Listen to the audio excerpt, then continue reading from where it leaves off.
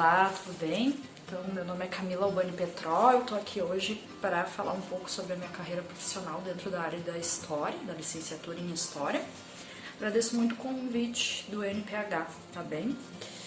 Bom, eu trabalho atualmente na Prefeitura de Gravataí, né, como professora de História, também dou aula de arte e ensino religioso na escola que eu leciono, né, que é a professora Olenka Valente. E trabalho também, né, nessa escola de Gravataí, eu trabalho como professora presencial das séries finais, né, sexto ou nono ano. Já no meu outro emprego, que é no SESI, né, um emprego privado, eu trabalho como professora EAD, né, da educação de jovens e adultos. Quando eu decidi fazer história, eu não tinha muita noção. Eu tinha noção que eu seria professora, e tanto que eu decidi pela história e não pelas ciências sociais, porque na época, eu entrei em 2008, né, na graduação na URGS, e na época a sociologia não era obrigatória no ensino médio, nem no ensino médio, né, muito menos no ensino fundamental, que a história, né, tem também no fundamental. Essa foi uma das coisas que eu pensei para me decidir por história, porque eu teria muito mais campo profissional dentro da área própria da licenciatura, né? Tirando também toda a área da pesquisa e de outras áreas. Então, eu me decidi por ser prof, eu acho que não teve uma decisão em si, né? Eu gostava muito de história, eu gosto muito de pensar, refletir sobre a sociedade, e refletir por refletir, para mim, também não faria muito sentido. Eu acho que uma forma de refletir e fazer com que coisas que eu não concorde mudem é uma forma dentro da licenciatura, é uma forma que a gente pode conseguir, que é debatendo, discutindo, enfim, com outras pessoas sobre essas nossas questões, sobre esses problemas que a gente vê na sociedade que a gente acha que deveria mudar. Então a licenciatura, eu acho que tem muito disso, né? Então, na verdade, eu me decidi me tornar professora a partir de estar fazendo o curso de graduação mesmo, né? E depois que eu comecei no ensino presencial, que eu fui me inserir também no processo EAD, porque é muito importante. As pessoas podem pensar que são coisas muito distintas, né, o ensino EAD e o ensino presencial, mas um ajuda muito o outro, né? Se por um lado o ensino presencial te dá uma gama de possibilidades para tu pensar em interações também no EAD, o EAD te dá muita facilidade de planejamento presencial, pelo menos é isso que eu sinto atuando nessas duas frentes. Eu acho que eu ainda tenho muito para conquistar, eu ainda tenho pensamentos sobre o que eu quero na minha carreira, né? Eu acho que a gente está sempre em processo de pensar sobre a carreira. Eu acho que isso é uma grande questão de pensar a licenciatura, de estar na licenciatura, de estar no magistério. É poder estar pensando sempre nas possibilidades da profissão e do que eu quero fazer, né? Então eu acho que eu nunca posso dizer que eu estou já no que eu quero atualmente, porque as coisas vão aparecendo, né? Cada vez mais a gente tem mudanças nas profissões e eu não sei até quando a profissão professor de história vai ser assim como ela é hoje, então eu não posso dizer que eu tô já onde eu almejo. Eu gosto muito do ensino EAD, né? Ele tem as suas particularidades, tem os seus déficits, assim como o ensino presencial.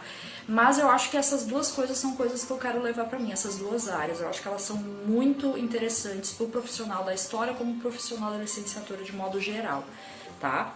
Então, assim, o que eu poderia dizer, né, para quem tá prestes a se formar, por exemplo, em história e nas licenciaturas de modo geral, que não se engessem, né? Que não se engessem a pensar que, por exemplo, assim, o ensino presencial ele é melhor que o ensino EAD, que, enfim, porque tem muitas questões que a gente tem que pensar no contexto, né? Por exemplo, no meu contexto de alunos da educação de jovens e adultos, são alunos principalmente que são, pelo projeto que é o SESI, alunos que são de empresas, né, da indústria, que trabalham. Não, ele é aberto também ao público, mas principalmente seu público é esse, porque ele é gratuito para esse público. E essas pessoas muitas vezes não têm tempo, não têm disposição para estar no ensino presencial. Então, assim, É um projeto que forma muitas pessoas e que consegue fazer isso de uma forma muito ampla e amplia, né? Porque eu sou professora de todos os polos, tirando Novo Hamburgo, de todos os polos que o SESI tem no estado. Então, assim, olha quanto que o meu processo de aprendizagem, de construir aprendizagem com os alunos está chegando, né? Então, não podemos pensar que o ensino EAD é pior. Ele tem outro método e também temos que pensar no tipo de público que a gente está querendo atingir, que seria atingido pelo ensino presencial, né? Eu tenho minhas dúvidas, que são quase certezas que não, né? Muitas vezes esses alunos não estariam no ensino presencial, ou até porque eles saíram do ensino presencial para o ensino EAD. Então eu acho que é isso, não se engessar numa possibilidade, porque as profissões vão mudando com o tempo, a gente vê isso na própria história, né? Tem profissões que não existiam e que passam a existir e assim por diante. Como eu falei, eu atinjo alunos de todo o estado do Rio Grande do Sul. Então, assim, dominar o conhecimento do campo da história é extremamente relevante para o meu trabalho, porque a rapidez, né? Então, eu dou aula para muitas pessoas, principalmente de forma assíncrona. Então, assim, eu tenho que ter um domínio dos conceitos de forma muito rápida para poder propor atividades, para poder para poder responder para esses alunos quando eles vêm com alguma dúvida. Então, eu acho que isso é muito importante, a gente ter domínio do que a gente fala, a gente ter um estudo teórico. Eu sempre digo que muitas vezes a gente pensa que a teoria ela só vai ser importante para quem está pesquisando história. Pelo contrário, eu acho que uma coisa está muito atrelada à outra. Se hoje eu dou uma boa aula, e quero acreditar que sim, eu acho que tem a ver com o meu domínio conceitual, teórico. Da mesma forma que eu acho que quem faz o bacharelado, quem faz pesquisa, quem segue no campo da pesquisa, precisa ter a experiência da licenciatura, de dar aula, de lecionar. Por quê? Porque é aí que tu vai ver, que tu vai começar a perceber se o teu conhecimento vai atingir outras pessoas, porque é isso que a gente quer. Independente de a gente atingir dando aula, né, lecionando, ou pesquisando e escrevendo, a gente quer atingir pessoas. Dentro da sala de aula, a gente está trabalhando com pesquisa, a gente está trabalhando com fonte, ou pelo menos dentro da lógica atual de que se pensa ser professora de história, é a partir disso, não é só a gente ir lá e decorar conceitos, né? Eu até brinco que eu trabalho com paródias históricas e tudo, e eu sempre digo, eu não faço isso para que as pessoas tenham que decorar um fato. É muito mais para a gente trazer uma questão dinâmica para o ensino do que para decorar, porque já foi essa época. Hoje em dia a gente quer problematizar, a gente quer fazer com que as pessoas consigam, fora os conteúdos que estudam em sala de aula, quando verem um assunto, consigam pensar sobre ele. Então, independe da quantidade, às vezes, de conteúdos que a gente até mesmo vai trabalhar. Para que serve a história? O que eu acho engraçado, assim, é que às vezes eu fico pensando, tem que servir? Tem que ter uma serventia, porque eu acho que, de modo mais amplo, a gente está numa aceleração, num presentismo, né, na forma de viver atual, que as coisas têm que ter tudo um objetivo, uma serventia. E, na verdade, muitas vezes as coisas que a gente faz, nem tudo tem uma serventia. Eu acho que a história, óbvio que ela tem diversas, vou falar um pouco sobre as que eu acho, mas eu acho que a gente não deveria se pautar por isso. O conhecimento, ele serve para muitas coisas.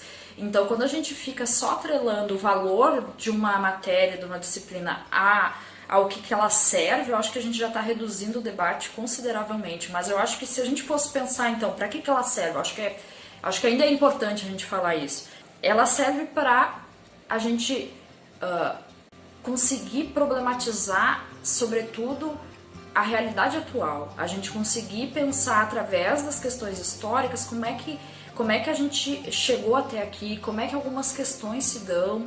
Não estou dizendo que a gente tenha que simplesmente conhecer o passado para entender o presente, mas que ajuda a gente a refletir sobre as coisas que acontecem hoje, né? De que forma que existem algumas coisas, de que forma existem algumas desigualdades, de que forma as coisas estão como estão. Acho que tudo isso a história ajuda, né? Assim como a sociologia, a área das humanas de modo geral. Ainda que para mim a matemática e a área das linguagens e a área das biológicas, enfim, das ciências, todas elas estão atreladas. É um conhecimento só, a gente divide para fins de estudo.